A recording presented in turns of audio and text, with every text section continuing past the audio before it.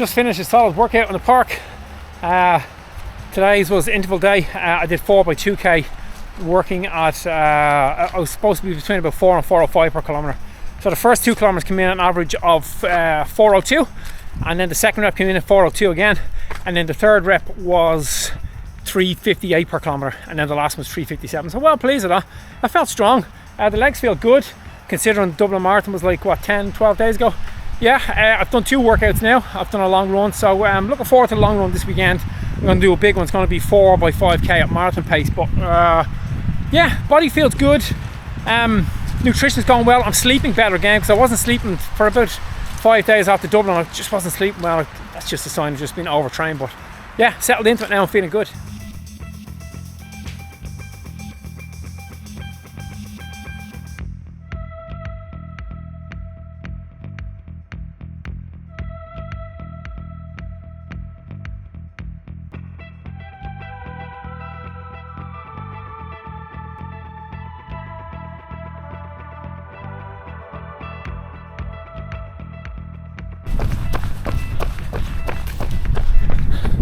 I'm out for my favourite run of the week, which is the easy run the day after your hard workout. So, like I said earlier, I did that 4x2k yesterday, and now I'm out just getting an easy run. I'm running on Golf Links Road, which is pretty flat, like as flat as you can get around here. And I do so much of my workouts down here. It's a kilometre from Just Divine wine shop down to the Portmarnock Running Club, or Portmarnock Golf Club, and I've been up and down this road more times than I can count this year, doing workouts, 400 repeats, 1k repeats, 800 repeats. I love it training down here, it's fantastic.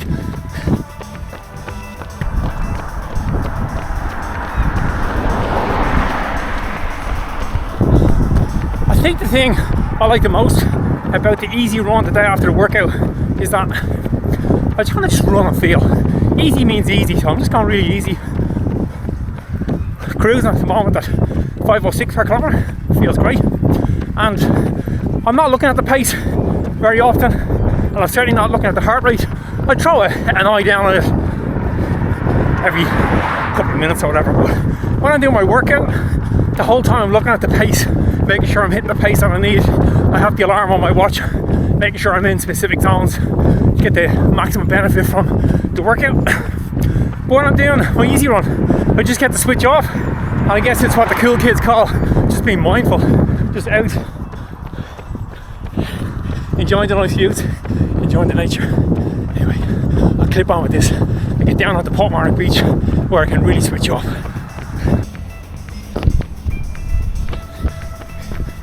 Right, just running along the coast. The plan was to get down to the beach, but the tide is either just on its way out or it's almost fully in, which means soft sand, and there's not a lot of space, which means lots of people and dogs, so I'm going to avoid the beach. There's no point going down there today.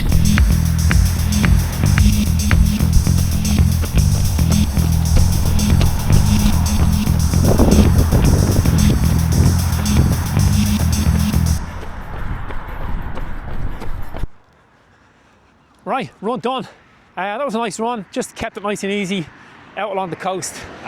Just love running along by the water, particularly in that kind of late afternoon time. And like I said, I love keeping it nice and easy on the day after that when I've done that hard workout. So yeah, really enjoyed that one.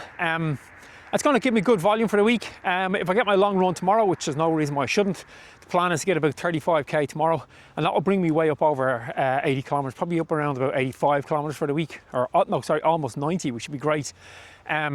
This year, in leading into Valencia, I've done a good bit more volume than I did last year. I think last year in my lead into Valencia, I think I only went over 80 kilometres once. I think I did 85 one week.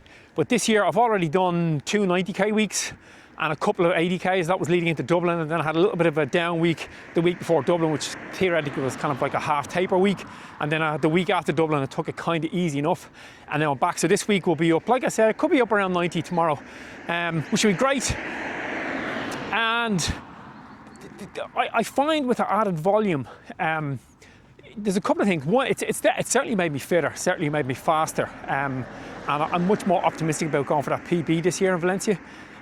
But doing those extra runs, the extra easy runs, yeah, definitely make me fitter and faster. But the other thing it does, kind of the hidden side of doing that, is I find on my workout days that I'm much better at holding the pace for the workout sessions.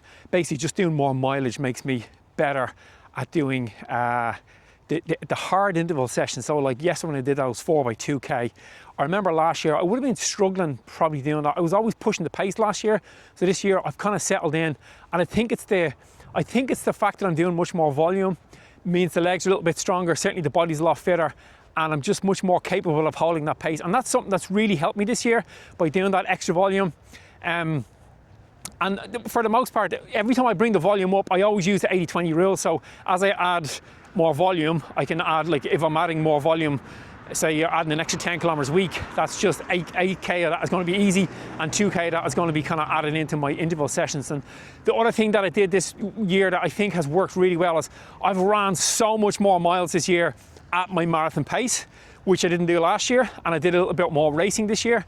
So this year I did the Raheny 5 mile, I did the Frank Duffy 10 mile, I did the Dublin half marathon. I didn't race that because I was a bit sick that morning, a bit of a head cold, and then I did the half marathon in the park as part of the race series. So that's that. I think I did 2 park runs as well, too fast. I think I did 2 park runs that would have been under 20 minutes. So that alone is definitely more racing that I did last year. So all of that kind of coming together, and as well with the racing that I did last year, both Valencia and the Bohemian half marathon, that was in 2024. I kind of started to use a different racing strategy, which I'll talk about in the next video, because that has helped me no end. It's helped me in race in terms of how I manage my race. I definitely use it in Dublin, definitely use it in Valencia last year, and I'll be using it again this year. I'll talk about that race strategy, race management in the next video. But what that has done is it's given me much more confidence. Even in my training, it gives me more confidence. So like I said, in the next video, I'll talk about that, and I'll explain why I feel much more confident doing my workouts because of this kind of new racing strategy that I've used. It's something that's very straightforward, very obvious to use, but for so many years I was just going out, when the race would start, I would just go from the gun, just start running hard. I would always just have a time that I want to do in my mind, and I would go with that, and I would run at that, and pretty much until I either got it or I fell apart in the race and ended up start walking. So I did a couple of things. I changed my racing strategy. I don't do that anymore, and that's what I'm going to talk about in the next video. Anyway, that's a wrap on this one. Remember what to do between now and the next video, guys. Run far, run fast, and most of all, run sensible.